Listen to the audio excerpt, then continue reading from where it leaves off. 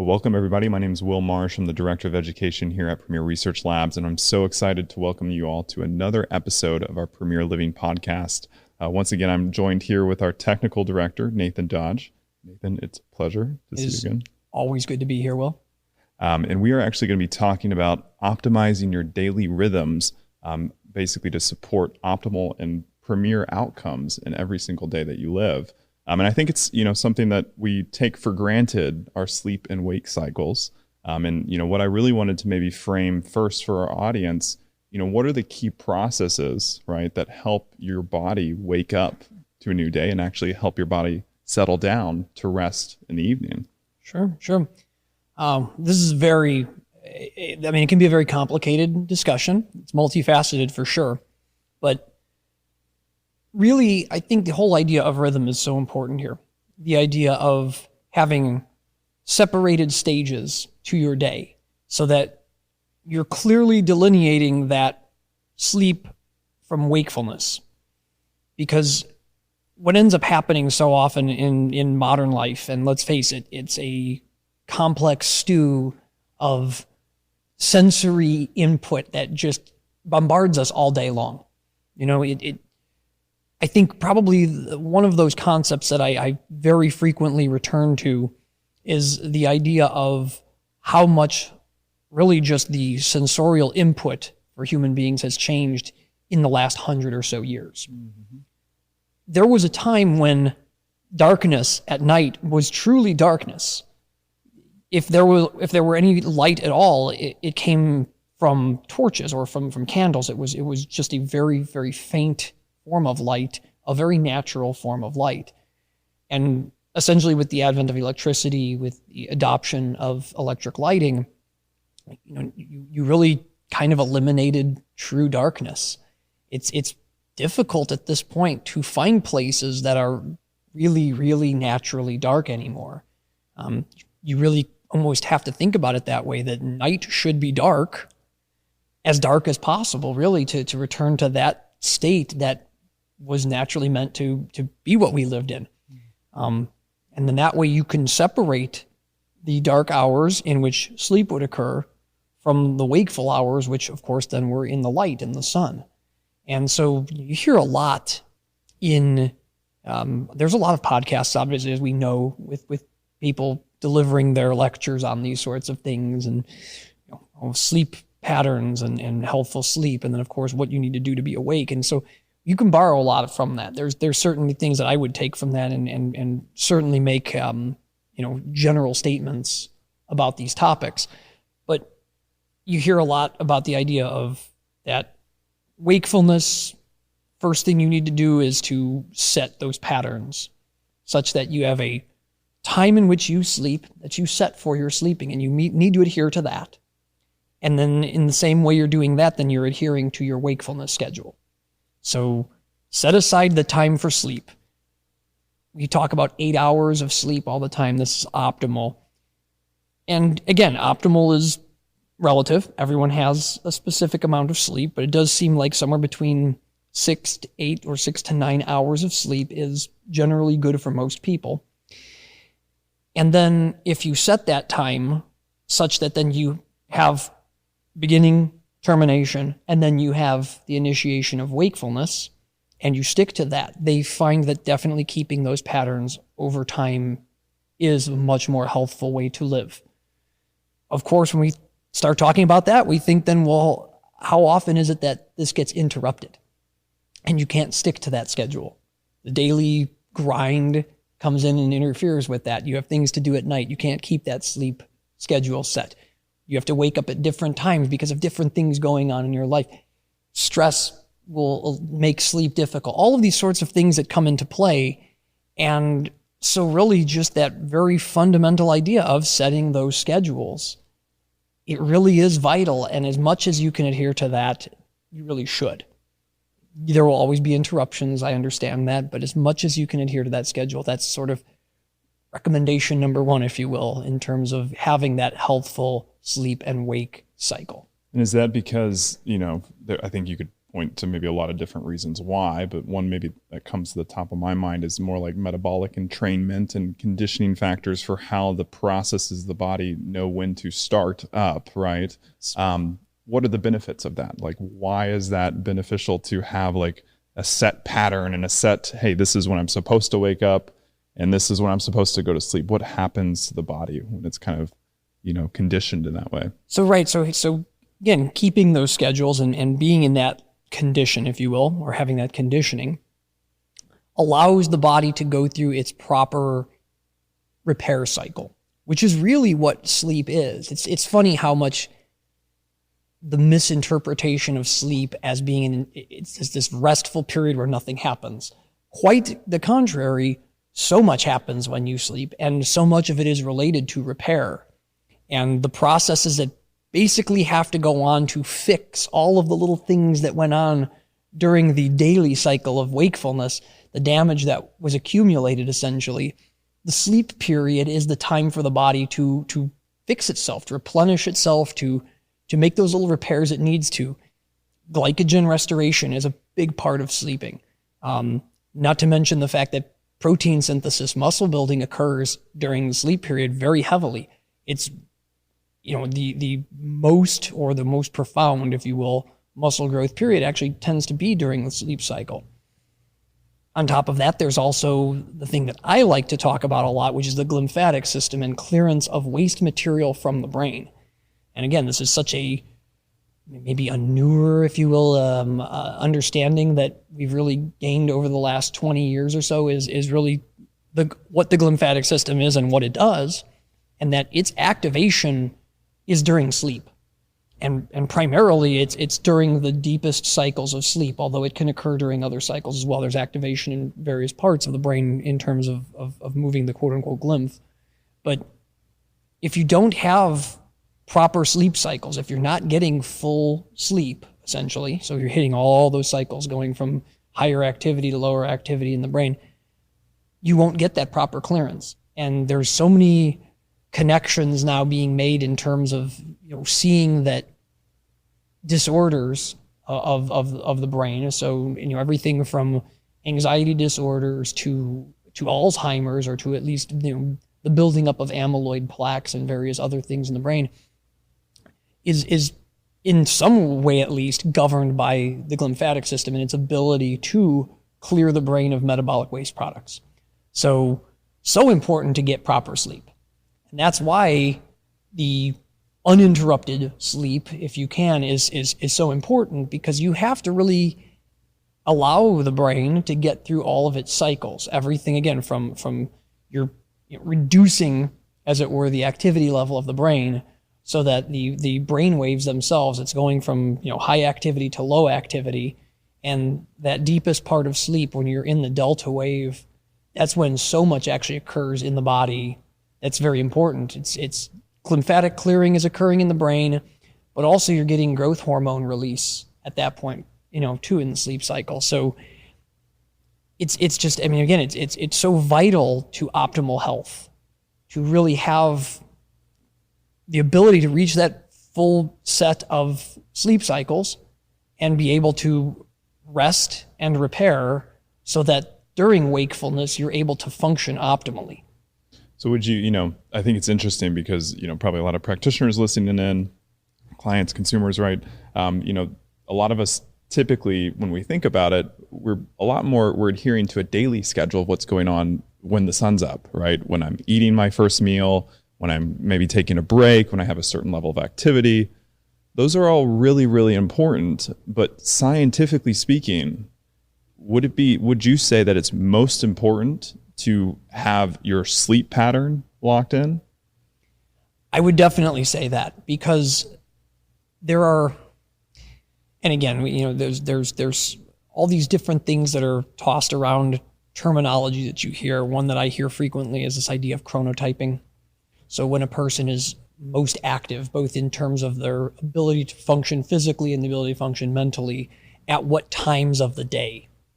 And if you really look at that, what it shows is that there's this continuum, if you will. It's a spectrum of where people land on that. And so although you can take any slice of the population in a sample size and you can say, all right, we're going to have this whole group of people test, some sort of physical activity. It could be running, if it, some aerobic exercise, or it could be anaerobic. It could be, weightlifting or something like that. It could be paying attention to a task. All of these things that you can do. And again, you find this spectrum. It's hard to isolate that for all people, this is going to work. So, some people work out in the morning. Some people work out at night. Some people find that for whatever reason, their best period of productivity in doing their job is from 11 a.m. to 1 p.m. Again, it's this spectrum. So it's really difficult to pigeonhole everybody to one spot. Whereas a sleep schedule, really, again, and sleep schedules that they're finding now that are very time dependent too, in terms of during the period of darkness, being in that sleep state seems to be the most impactful in terms of positive health outcomes. And they've even got studies showing almost down to very specific times in that darkness period, if you will, and finding that health outcomes for people who go to sleep past a certain point in the evening are diminished versus those who go to bed at a certain time, nearer this sort of optimal time, if you will. And definitely passing after the midnight point seems to, and again, not conclusively, but seems to have a deleterious effect on health. So the later past midnight you go, essentially, to sleep, the less of this beneficial activity occurs in the brain and the body. So, what they find very frequently is people who are shift workers, people who have who work midnight shift and then, or an overnight shift and then sleep during the day, certainly have far less optimal health. That does seem to be the most common finding in terms of when they start to really drill into these sleep and wakefulness patterns, because you have essentially someone who has a pattern. It's an established pattern for them, and they've, in most cases, been doing it for, generally speaking, I've seen in a lot of these studies, people have been doing this for years. People who are working through what is normally darkness and the time in which they would be asleep, and instead they're going to sleep at 8 a.m., for example, or something like that, which is, typically speaking, then the time when, if you're following a light and dark cycle, that's when you would be at really that peak wakefulness getting really established in your day. And anyone who works these swing shifts or works a midnight shift or whatever, not having an optimized sleep schedule, it becomes very, very difficult for them to achieve the repair needed to be at optimal health. And it's a really scary thought, because you think about how many people have to work jobs where, again, they're working overnight, or they may be working overnight for a few days and all of a sudden the shift swings and they're working during the day and they can never establish a proper sleep and wakefulness cycle. So again, I mean, it's condition of the modern world perhaps, but certainly something that I think we really need to pay more attention to as we learn more about the beneficial effects of having that distinct sleep wakefulness cycle and trying to adhere to the dark and light cycle as much as possible. Yeah, it makes me think about, the reality of, can we ever fully escape the influence of the largest, celestial object in our solar system, which is the sun, right? And, I would probably argue, no, we live, I mean, maybe eventually when we live in domes or something like that on a different planet, but the reality of it is we have to be mindful of what is the universal clock of the human paradigm, which is what's shining above us every single day. Oh, certainly. And really, when you think about that, none of this would be possible without the sun's energy. And look at the simplest forms of life, the earliest forms of life.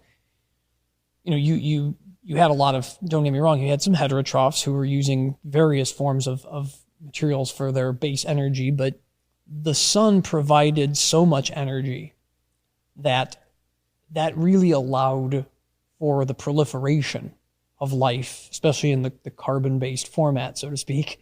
But again, I mean, you look at the process of photosynthesis in terms of deriving energy from the sun to create other molecules that allow for growth of the organism. I mean, it's this incredible process, but very much tailored to exactly the type of energy that the sun is providing.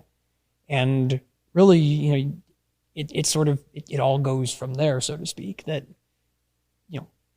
we require that to more of an extent than I think maybe we realize, in terms of, if not for those, the plants, essentially is what I'm speaking of here, obviously photosynthetic plants, and even some photosynthetic bacteria and whatnot who use the sun for energy. Without those very basic life forms creating, either themselves being a source of food for larger animals, or providing another part of that chain, and then all those plants that provide the compounds that we need, I mean, those wouldn't be produced without them being able to derive energy from the sun. So we're reliant on the sun for all of our food too. I mean, the sun provides the energy to run this planet. And unless there were some evolutionary stepping point where we move beyond that need, then yes, everything is dependent on the sun.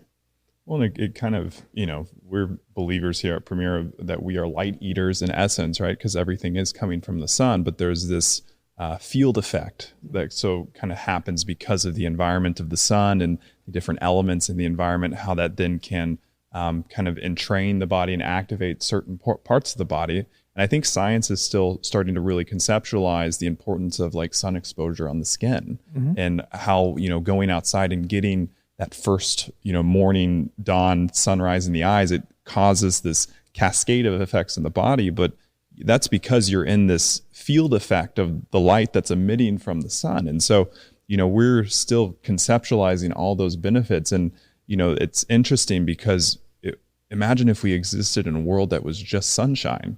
We talked about shift workers that were in the dark or, trying to avoid the sun, but think of what the world would be if it was just sunshine too, like be a very hot place, but metabolically and like how we would have to evolve for that would be completely different as well. Absolutely. And again, because of the, and I love to use the term diurnal, but because of the diurnal processes, meaning day and night, because there is that period of dark that allows for repair and growth, et cetera, that really has entrained us as human beings to function that way, which is why if you put a person somewhere like in the far north of the Arctic Circle to be there during the time when the midnight sun occurs, I mean, if you're up there that far, the sun does not set. The sun is up. I mean, there are places that people live where for a period of the year, the sun does not set. You have essentially perpetual sunlight, and it may not be full sunlight, but it's never not there. And that effect is profound and not beneficial. And so it's just as bad as being tossed into darkness for 6 months, essentially. That both of those, there's that imbalance. And that imbalance is so negatively skewed, it's so deleterious to health that it really just goes to highlight the fact that we do have those cycles. We do have to have that period of light and period of dark, or you're going to start to see some serious problems with your body. Yeah, I mean, it's poetic in a sense, right? I mean, you could apply that philosophy to every single aspect of life, period, is, you have to have rhythms of day and night, light and dark. And so in that same vein, we want to talk about optimizing those rhythms. And, since we've focused so much on sleep, let's talk about waking up and actually priming ourselves for our day. And then we'll maybe hop into sleep. Sure. Because I think that's the keynote that we really want to hit on. But, waking up is not necessarily a passive process, correct? That is correct. It's really funny to me sometimes, actually, because so much of what I hear in other podcasts, there's been so much recently about this idea of how do you optimize your morning routine? So in other words, really what they're saying is, how do you wake up? How do you start your day for really being in the prime of your health and being able to be the most productive person you can be? And getting morning sunshine as soon as possible is incredibly important. There's definite positive effects that seem to be quite profound from this exposure to sunlight early in the day. And getting that exposure before a certain time in the day too. So really this 9 a.m. cutoff point, you really should be getting natural sunlight on your skin, into your eyes, prior to 9 a.m. The effects of this really essentially, to keep it just very, very simple, I mean, it's really waking you up. It's allowing the activation of a number of systems in the body that for whatever reason, evolutionarily speaking, you want to say, that is how they were developed. They were developed to have that exposure so that we really weren't meant to sleep in until noon every day, really. I mean, that's a fact. And so activation of multiple parts of the eye and the way that that actually generates activity in the brain, that is dependent on this, really very heavily dependent on being exposed to natural light. In addition, the metabolism shows this very interesting skewing, if you will, toward a positive trend, a skew toward the positive, when the sleep cycle is complete and then you wake up and are exposed to natural light prior to 9 a.m. And there are more and more studies being published daily, well, at least frequently, but more and more studies being published showing just how beneficial this is and really how much our health is dependent on that part of the schedule in order, again, to be at optimal health throughout the day. Talk about caffeine for a little bit. I think there's very distinct sects that believe, for some people believe caffeine's totally fine upon waking. Some people believe that it should be avoided until, later in the morning. Talk to us a little bit about your philosophy, how you approach caffeine, and maybe for our practitioners and our viewers, some strategies to help them maybe understand whether caffeine is something that is optimal for them to take or maybe something for them to maybe avoid. Well, I suppose this is going to get controversial probably, so I like this question because as you know, and as everyone here at PRL knows, I am an inveterate user of caffeine. I love caffeine. I love coffee. I love tea. I drink them daily.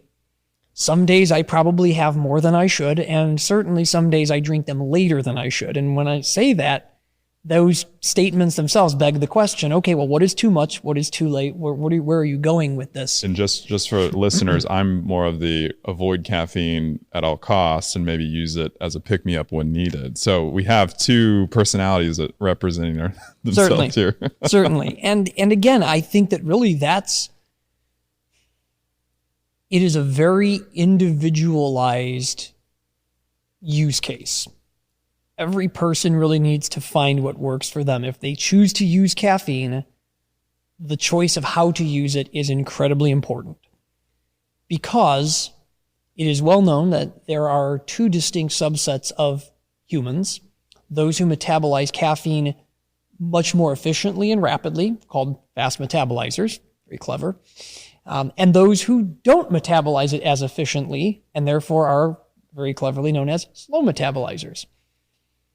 This is actually something you can test for genetically if you're very interested in this. And if you are one of those people who has a problem with caffeine, meaning that either low enough doses cause adverse effects or taking it impacts your sleep patterns significantly, then getting tested is actually maybe a good idea so you can understand at least, am I one of these people? Because it gives you a pretty clear indication then that if you are a slow metabolizer and you're having trouble sleeping because you drank a cup of coffee at 10 a.m. or 9 a.m., maybe you shouldn't really take in as much caffeine then because you're obviously not metabolizing it enough or quickly enough to get proper sleep.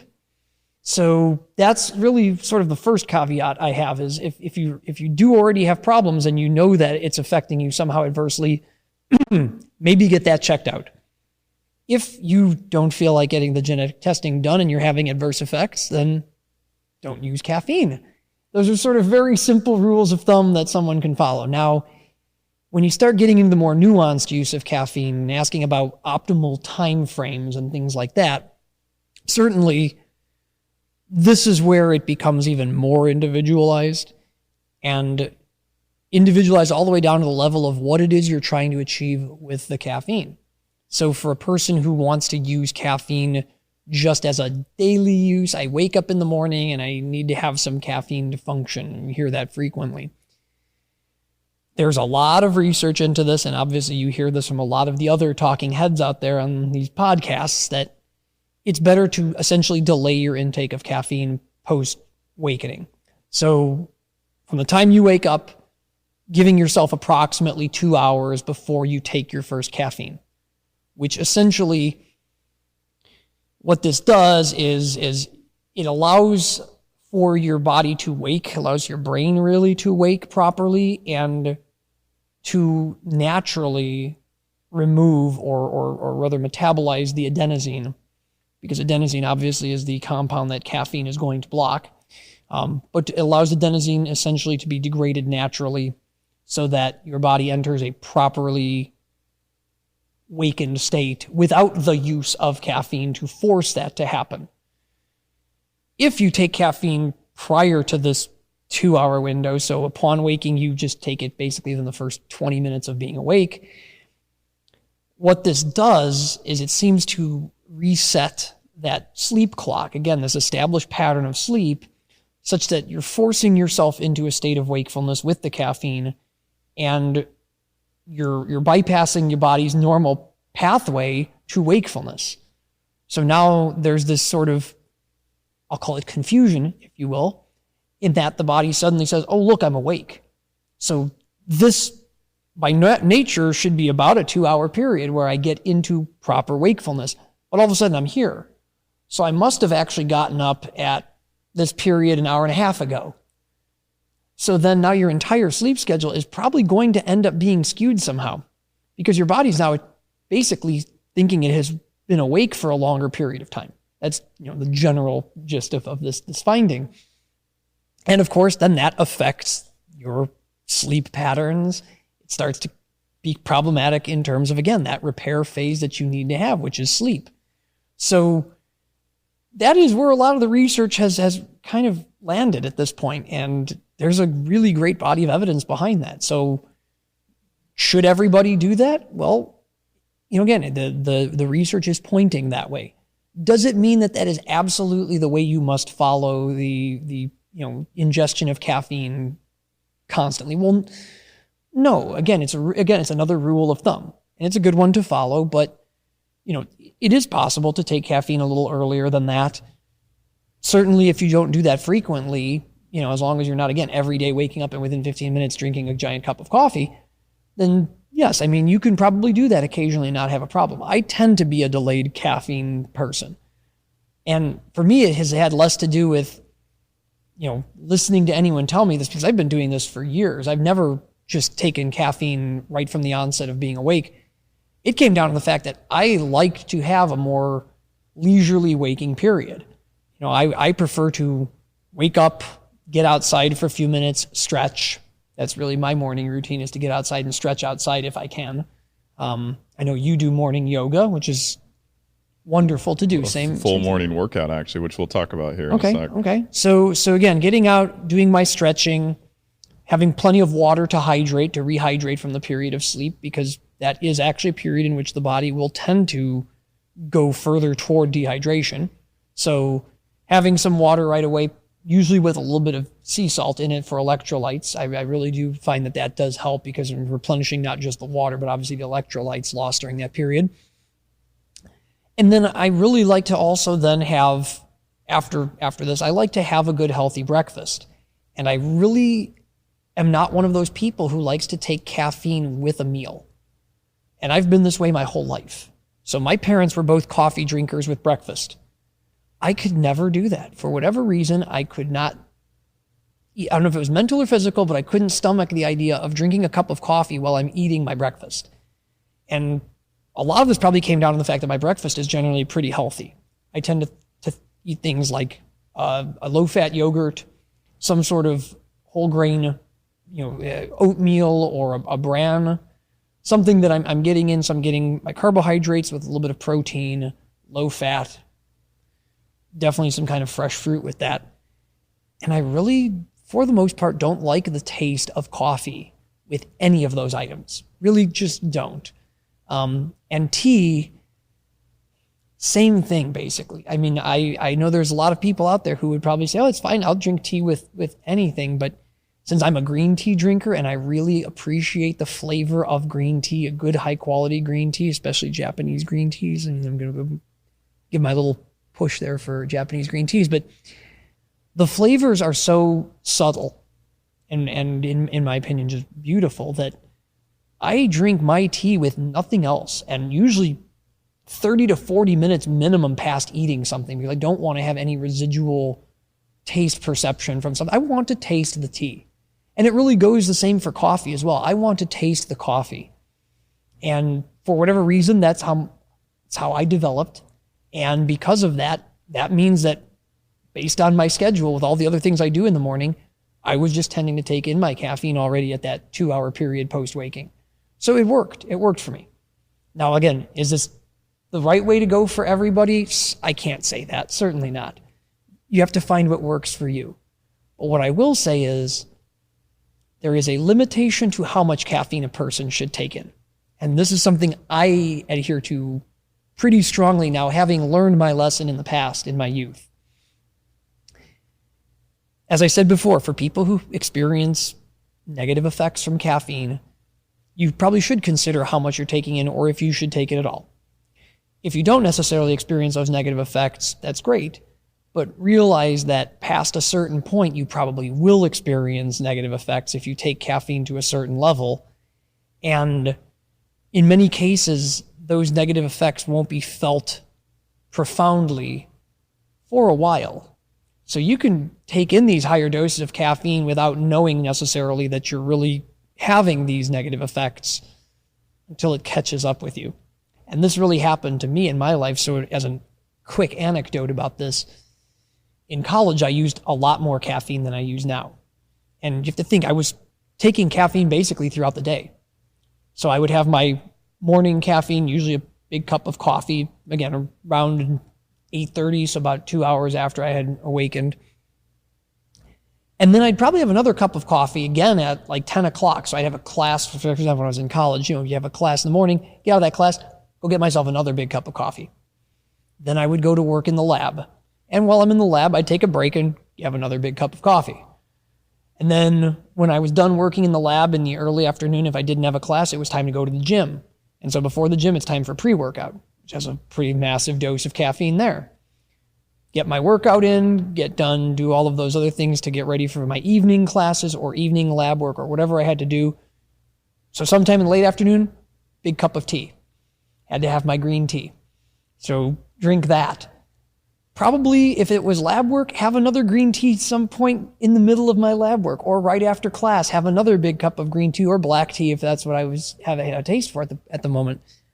So I was finding that in the course of a day, I mean, I was consuming very easily 800, 1,000 milligrams of caffeine. I know that, and some days I did actually keep a journal, and I realized, wow, there are many days where I'm actually over a gram of caffeine a day. And the reason I started keeping the journal was that I started to feel the effects eventually. I didn't feel them immediately. I was able to continue on doing what I did and feel mostly normal throughout the day. I started having sleep issues about 2 months into this routine where I was really just taking in a massive amount of caffeine. I didn't think much of it. And it really didn't hit me hard until the summer after the semester was over. The spring semester was over and I was on summer break. And I took a job working construction.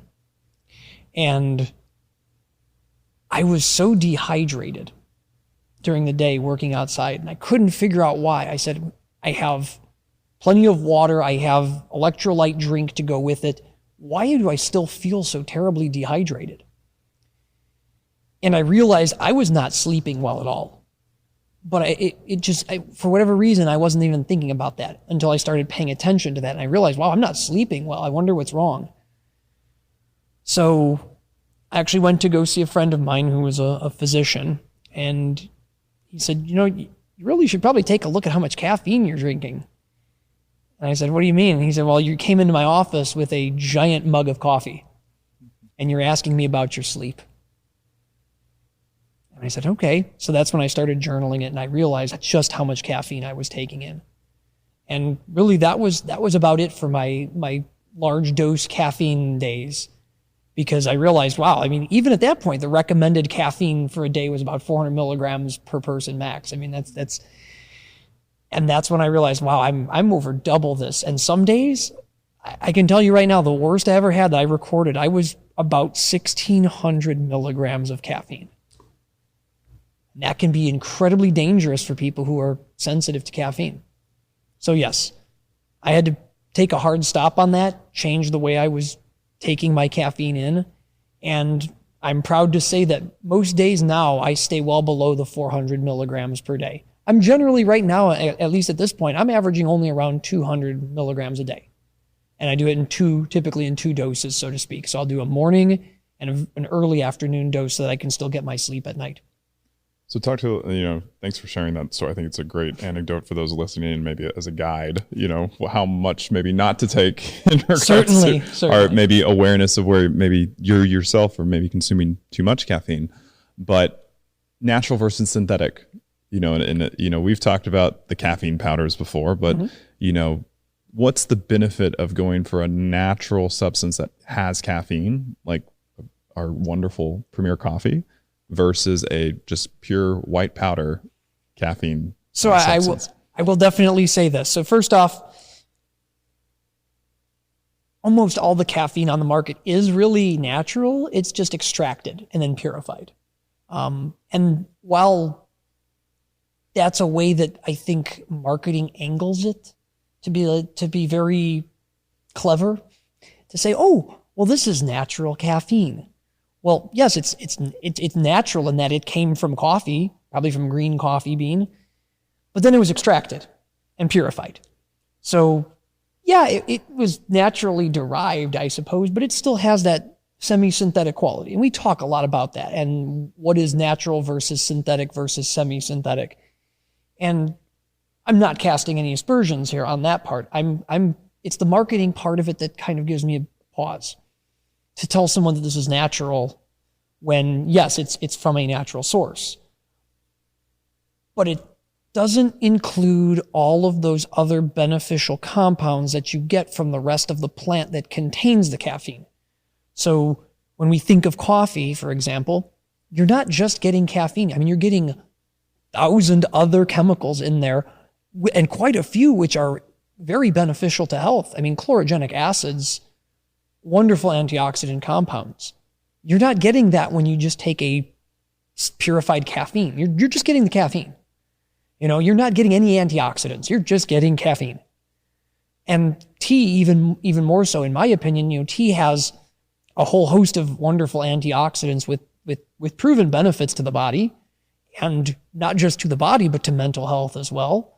I mean, having L-theanine in tea, which, its name kind of implies it's derived from tea, L-theanine, and really in Latin. And that is a wonderful compound. It really does, in many ways, balance that effect of the caffeine. So if you're just taking a caffeine powder, you're not getting any balancing effect. You're just getting the caffeine. And so the pre-workout situation was, for me, actually probably the most difficult thing to really kick in terms of my daily intake of caffeine. They make it very addictive, actually. And there's a lot of different reasons why. Oh, certainly. There's the psychological aspect of where you feel like you're getting a better pump because of, which there are vasodilators, right? But yes, the caffeine hit itself, it could be drug-like. And it really is. And the thing about it is, you're really just getting this straight dose of caffeine. And it's usually pretty high. If you've ever bought a mass-produced pre-workout and it comes with that little tiny scoop. Mm-hmm. The problem is, and this is that whole philosophical debate about what people do and what they should do versus what they shouldn't. But let's face it, when you feel like you're getting a beneficial effect from something, the tendency is to do more of it. So yes, if you fill that little tiny scoop up with the recommended amount of pre-workout, you're only getting 200, 250 milligrams of caffeine.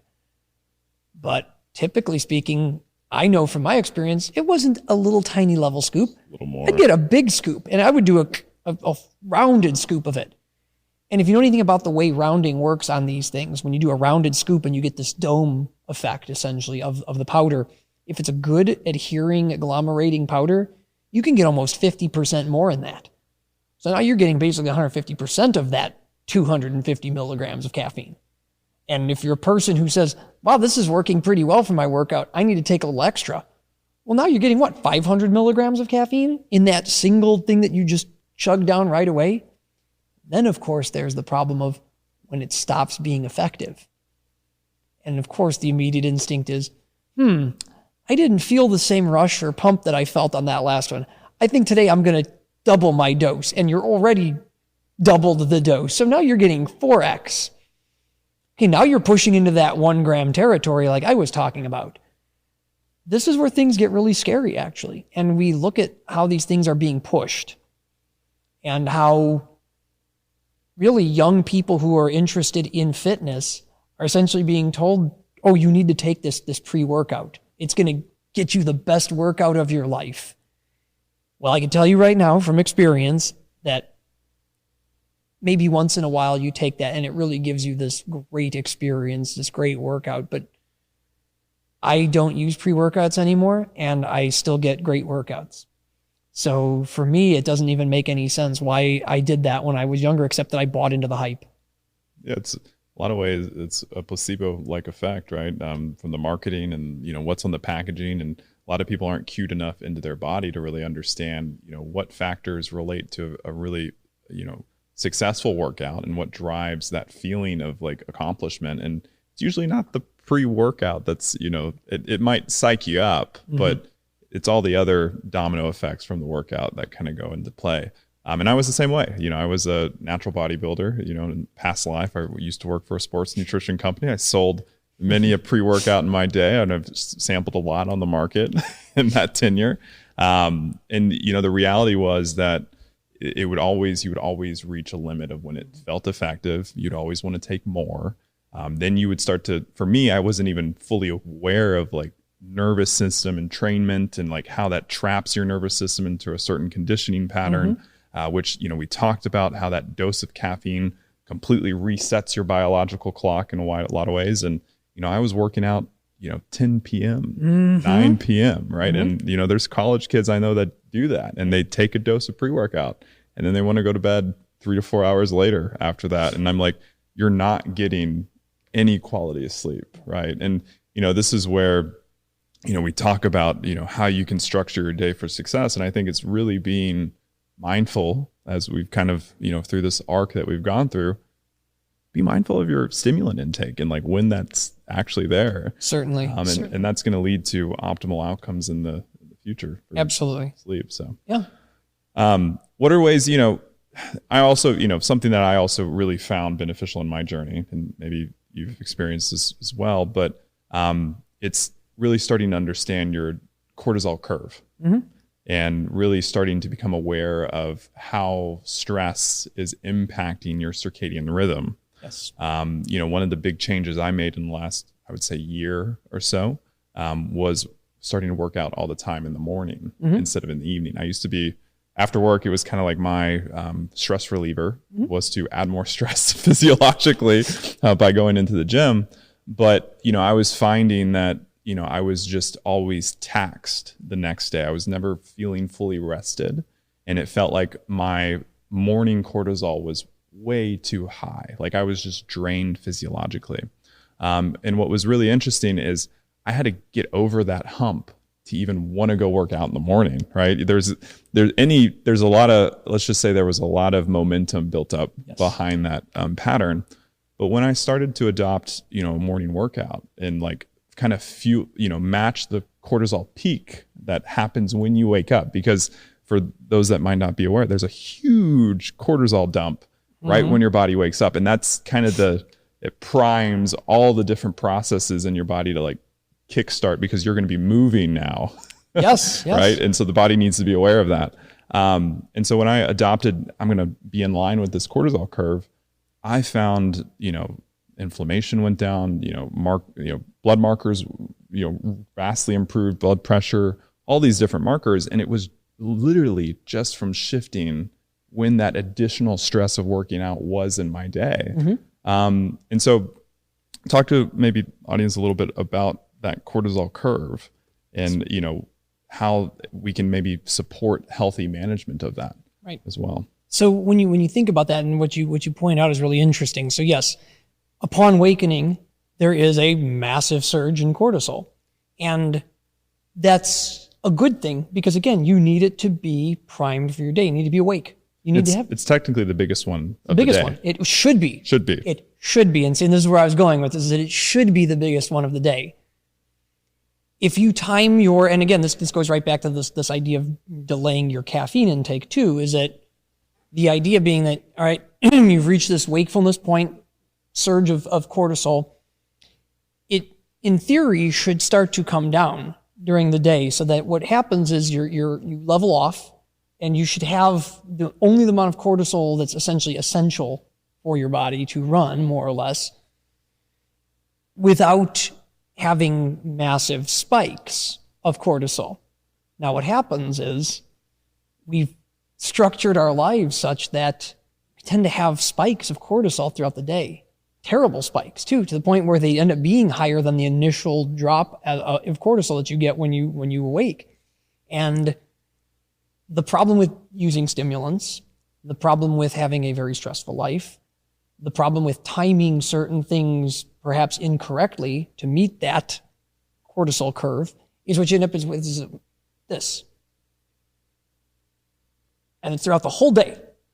And then all of a sudden you try to go to sleep and it doesn't make any sense. Your body is not in the state where it can actually really achieve that because your cortisol is still high then at 9, 10, 11 p.m. And it's a really weird sort of situation for us. And you hear this frequently about needing to stay away from blue light, for example, after a certain point. Well, going right back to this idea of the day and night, the diurnal patterns, darkness, light, sleep, wakefulness. We're exposed to blue light constantly from electronics that we use, and we shouldn't be. But blue light exposure actually causes cortisol release. So being exposed to it late at night, and let's face it, so many people, you're using your phone late at night, you're on the computer, whatever, you're just setting yourself up for failure in that next phase, which is sleep. You won't be able to get where you need to get for sleep. And then so you're delaying the ability to get into proper sleep. And then you're going to be waking up, by the time you get into sleep, you're going to be waking up 3 hours, 4 hours later. Well, that's not going to get you the amount of rest you need. And it's a spiral in the end, because then you're tired when you wake up and you say, I need something to keep me awake. I'll take some caffeine. And now look what you just did. You just keep doing it, and it doesn't resolve itself. And this idea of adrenal fatigue or adrenal burnout, really what that's really saying, I think, and to put it in maybe more scientific terms, is it's overstimulation or overactivation of the HPA axis. And if you have high cortisol levels all day long, just look at the damage that high levels of cortisol cause inside the body. And that's a very profound effect. So everything from blood sugar mismanagement, so insulin issues, to hyperinflammatory states. I mean, it's like a wrecking ball for your body. So this just goes back to this idea that, again, mindfulness of what you're doing, mindfulness of your whole day, all your patterns that you follow is just so vital to being able to really, again, you're going to have some disruptions to patterns, but if you can structure the patterns that you can adhere to as much as you can, if you can have the 80-20 rule, 80% of your day you're able to structure in a favorable manner, that accounts for allowing yourself 20% flexibility in that structure, which, let's face it, if you can get to that point, that's wonderful. You'll be able to have a proper sleep schedule, a proper waking schedule where you do the things you want to do and the things you need to do without burning yourself out, without having to rely on a stimulant to just keep you going. And so being mindful is really the key to success, because it allows you to set the parameters you need to set to be healthy. Yeah, I did. I think it's a beautiful nugget that you just really shared was that 80-20 rule. We so often apply it to the diet. We don't think about it, how it can apply to every choice we make, every decision along the decision tree of the day.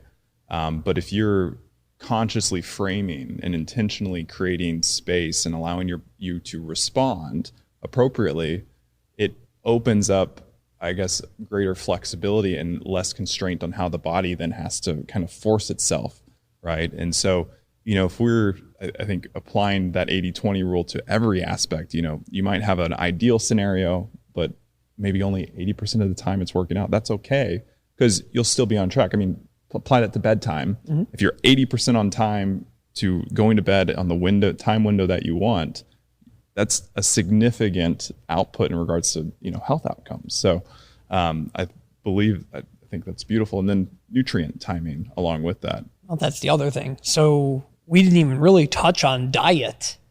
We only touched on one additive compound to the diet and then just general ideas of sleep. The diet is also going to play a major portion of this because you have to be able to fuel yourself properly. And when we think about, even just thinking of something simple like your morning workout, right? So you like to do a morning workout after you wake up. Do you do it fasted or do you eat something first? What's your fasted habit? Fasted. So, I do use our fermented beets. I may take some amino acids, easy to digest, simple, not really requiring a overall enzymatic activity that's really breaking that down into smaller components, but body just can assimilate that, right? Yes. So and then stimulant free though. Well, again, that's wonderful. And having something, especially again, like the amino acids, because the uptake is so quick. It's a rapid uptake. Utilization is very high on amino acids, typically free amino acids. So that is something you do see quite frequently with people who work out in the morning. They are still in a fasted state. By taking the aminos, they're not really breaking the fasted state. So that's a really great habit to have. And what it does is it's still allowing you to take in something that can partially account for this added stress you're going to have, that you're going to take on immediately upon waking. And that's really then, that comes down to the idea of diets and supplementation, what's healthy for supporting the things you're going to do when you're awake or when you sleep for that matter, but making sure that those patterns are there as well to support the overall pattern of sleep and wake. So for you, that's a wonderful thing to do. I myself haven't done fasted workout in quite some time, but when I did, I did the same thing. I would take amino acids. That was the extent of what I would take before I would get into fasted, and primarily it was fasted cardio, especially for doing things like mixed martial arts. Fasted cardio is something I did. And anecdotally, it feels like it primes kind of the body for the rest of the day. Well, that is definitely the key. So a little bit of physical activity in the morning, it really does reap a lot of benefits. Because if you think about it too, any kind of stretching activity in the morning, getting yourself out of a state where in sleep, the body has a tendency to, although it's relaxed in some ways, I use quotation marks when I say relaxed there, but it's relaxed, but we end up in positions when we sleep, just physical manipulations of the body, if you will, that aren't necessarily favorable. And for whatever reason, we manage to sleep in these positions that otherwise might seem somewhat uncomfortable. So if you can't have complete control over the way you sleep and be able to be in this perfectly supine position or lying perfectly on your left-hand side with arm cradled, legs posted up over a pillow so that it's keeping the gap in the thigh to prevent, there's all these little things you can do. And if you can't do all of that, if you wake up in the morning, a stretch is so important. You're moving properly in hopefully you're stretching properly and following proper form and guidelines for stretching, but you're giving a little bit of physical activity enough to really get the heart rate moving. You're increasing heart rate, so you're going to get some more blood flow. You're stretching your body in naturally occurring ways, so the proper movement for the body. You're getting synovial fluid is starting to move properly for joints or lubrication.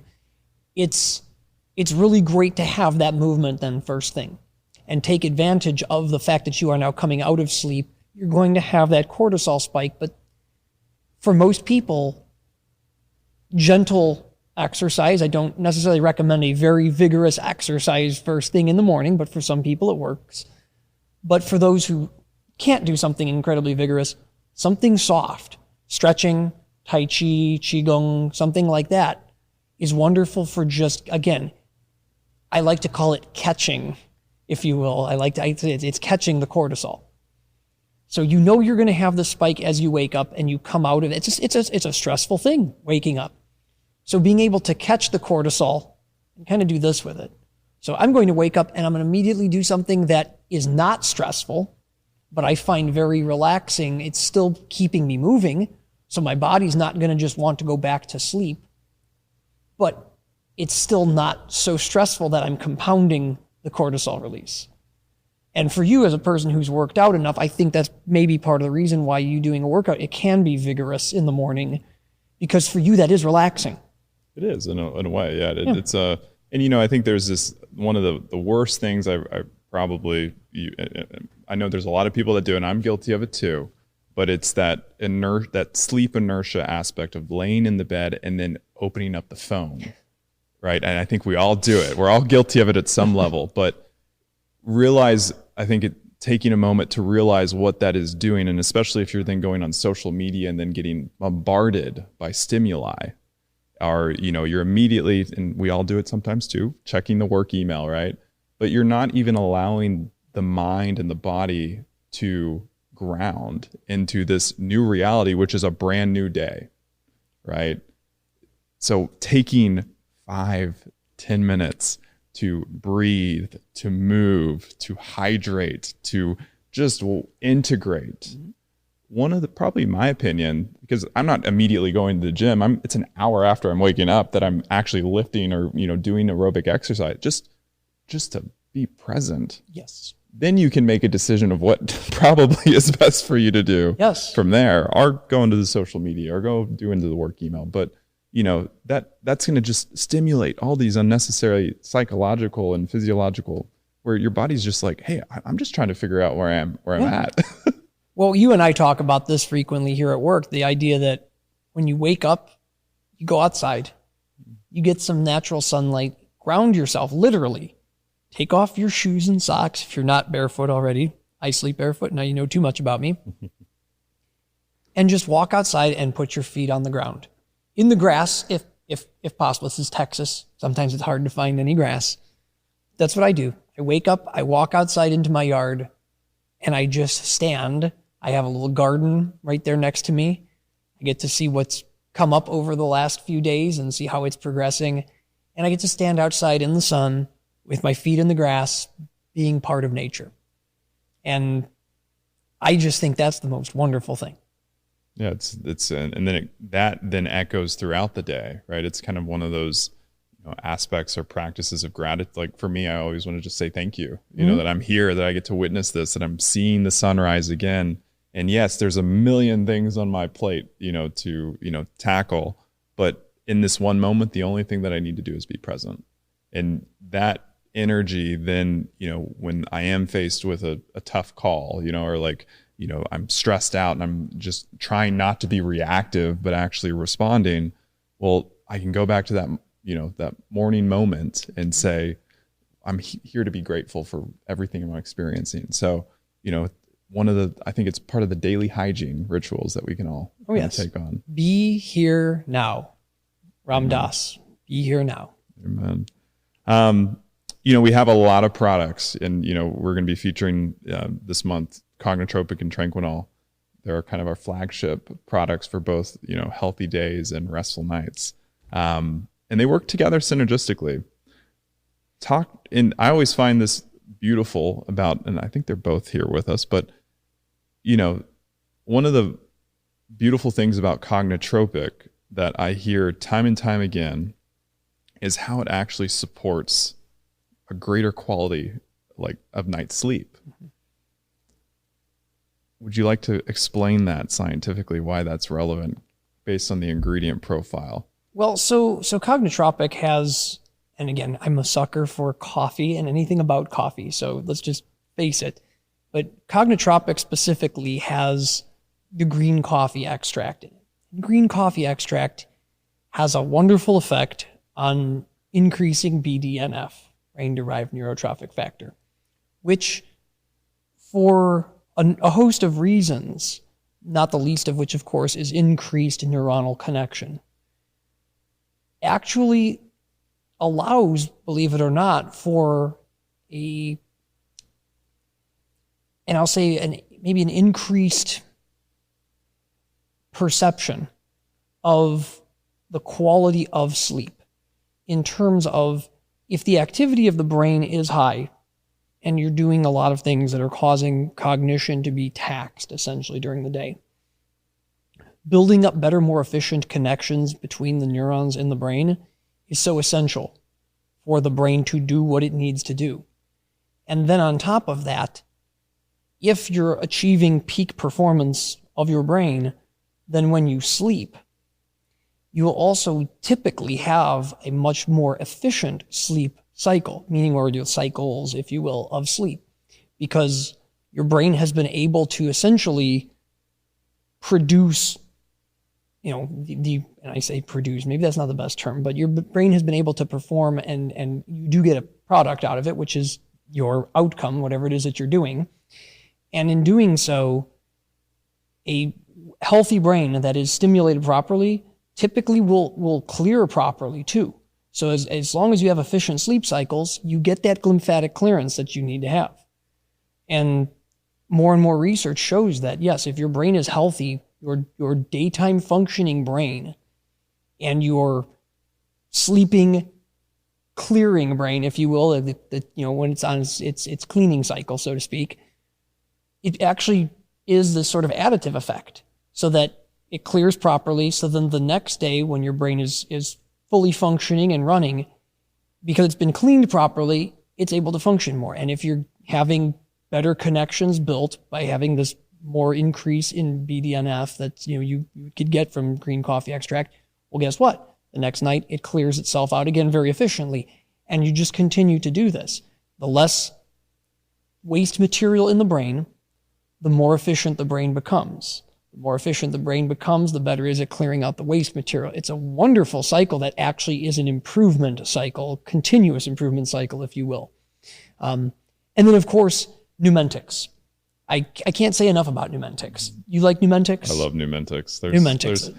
There's so many analogies that you can pair with Numentics, but I would love to hear yours. Well, so the one thing I really like about Numentics is, and I know our CEO, Nick, always talks about this, that he gets a very solid increase in his perceived brain activity from Numentics without the push that caffeine gives.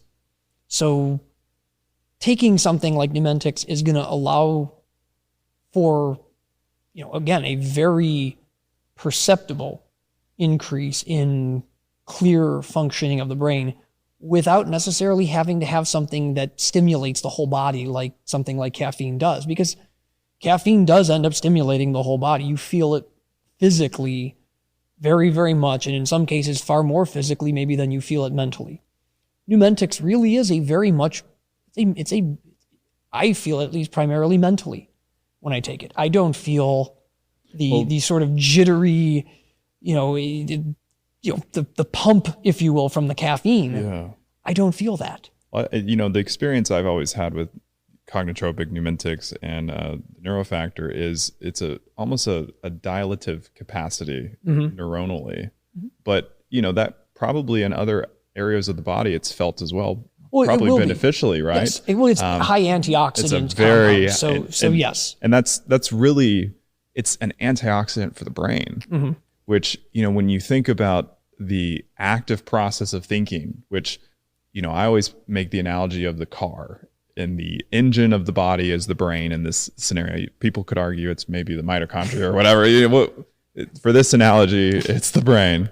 And the brain is on, constantly moving. The pistons are firing on all cylinders, and there's going to be waste metabolites that build up. There's going to be oxidative, reactive oxidative species that come up. And, that's just slug. It's just, muck that's now in the brain that it has to be cleared. Obviously, either during sleep or through some metabolic process. And when you're providing numentics to the brain, it's literally antioxidants that can help the body manage that stress more effectively. Yes, absolutely. And again, those two ingredients have such great clinical research behind them. You know, there's a lot of stuff out on the market that, you know, it's being taken on a wing and a prayer. Whereas, you know, something like numentics, you know, it really, when you think about it, it's one of, I mean, really, it's been around for a very long time too. I've known numentics forever. History to it. I mean, the cultivation of the spearmint, yes, and, you know, how they selected the specific species and they grew it over decades, yes, and they, you know, they're harvesting a specific part of it, right? And it's akin to the tea industry. Absolutely. and again, also just think about that spearmint has been used for so long in traditional medicine. And, you know, there was always this understood idea that spearmint brought a certain clarity.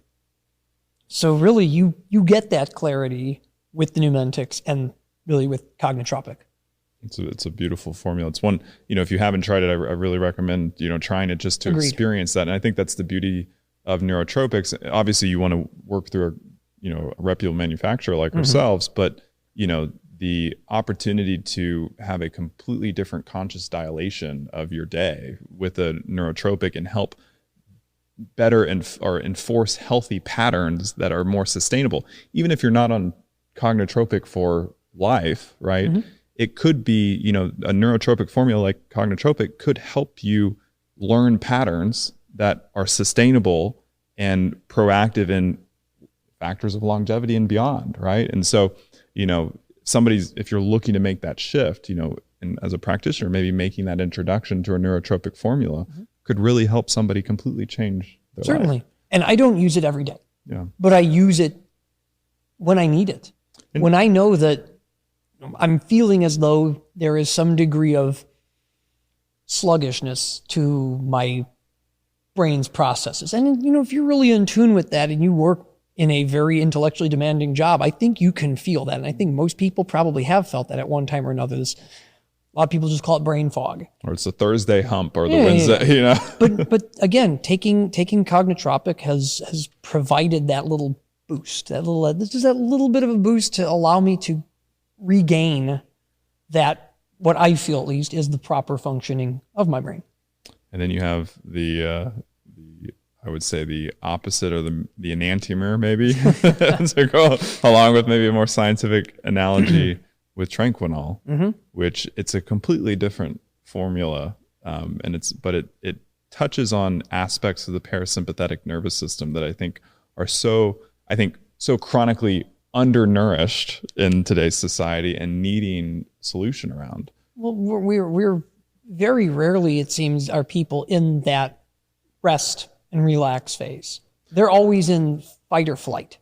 That seems like that's just the way it is. We've conditioned ourselves in modern society to be high blood pressure, high stress, got to be able to turn on a dime and suddenly change course and do something else. I mean, it's hard to relax in the modern world. It's a shame, because honestly, to understand when you actually want to consciously put forth the most effort and the best effort, right? And then have time to relax.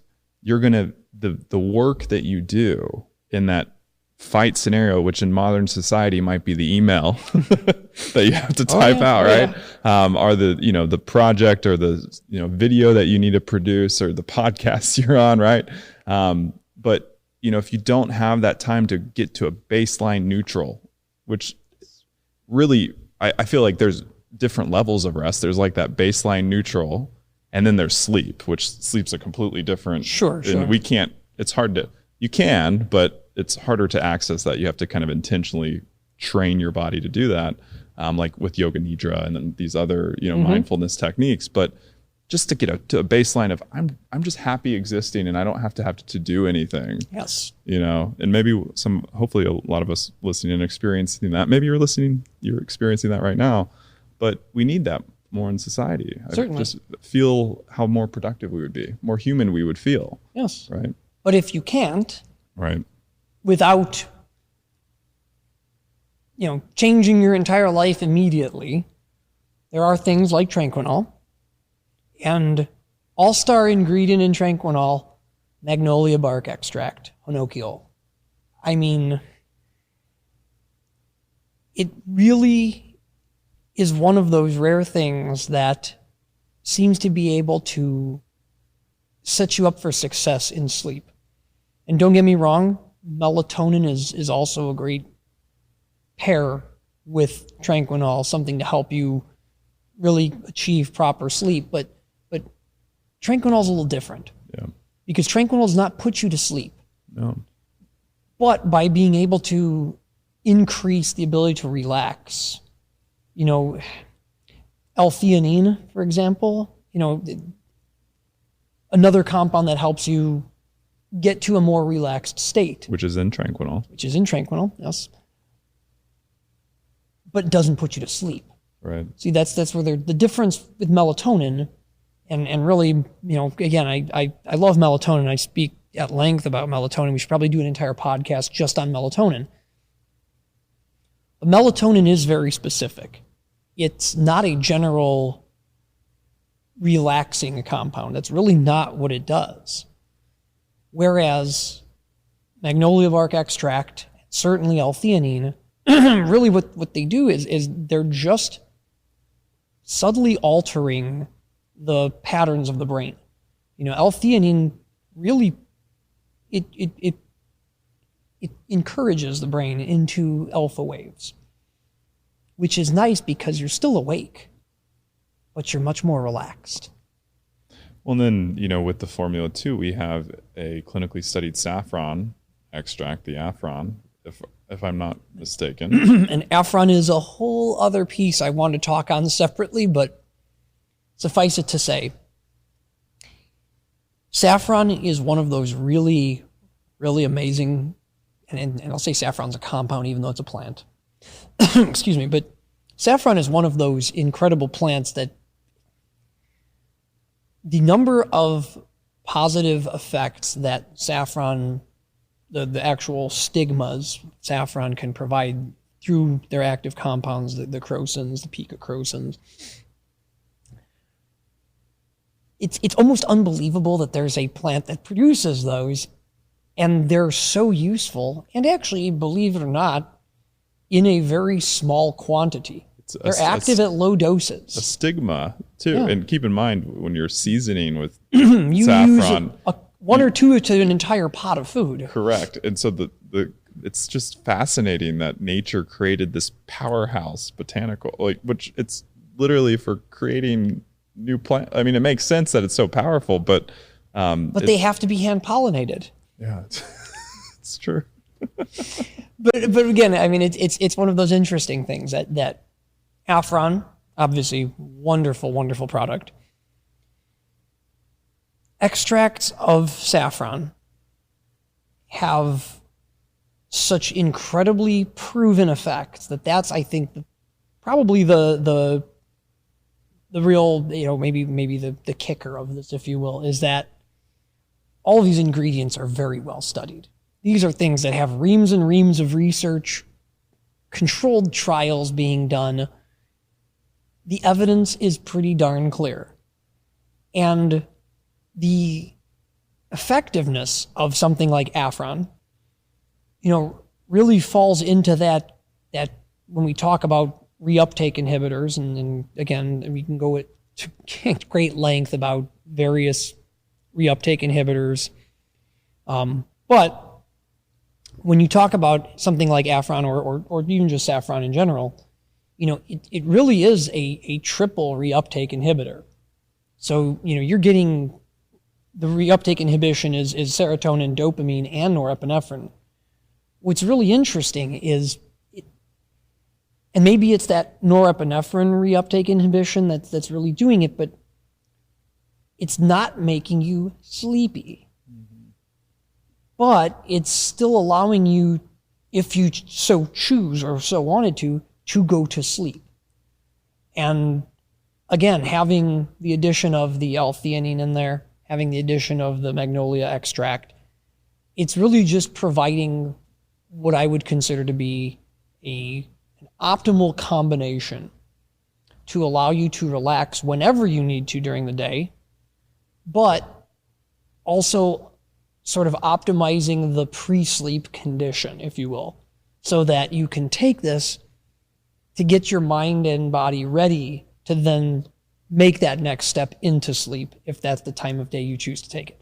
Yeah, it's a beautiful physiological primer to help your body easily slip into sleep if needed, right? Yes. And so, like, you know, using Tranquinol 2 to 3 hours before you're going to go to bed to help with your nighttime routine.